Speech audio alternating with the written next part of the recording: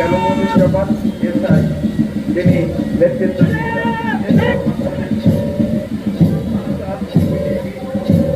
Answer BJP তারা এগিয়ে যাচ্ছে, তাদের ওসমান ফারুক এগিয়ে যাচ্ছে। ওসমান ফারুক তিনি ল্যান্স নায়ক এবং তারা জেলা কারাগার বাগেরহাট, এরপরে আসবে বাগেরহাট জেলা কারাগার। এই জেলা কারাগার চলে গেল।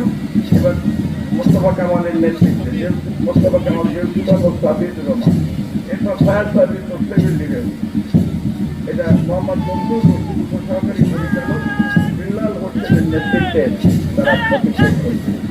এবার বিএনপিসি তোমরা পুরো পরবর্তী এসে তোমাদের নাম কিন্তু দাও নাই।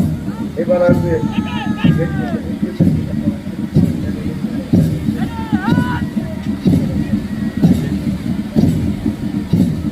মানবতা, সর্বজনীনতা, একতা, স্বেচ্ছামূলক সেবা, এইরূপ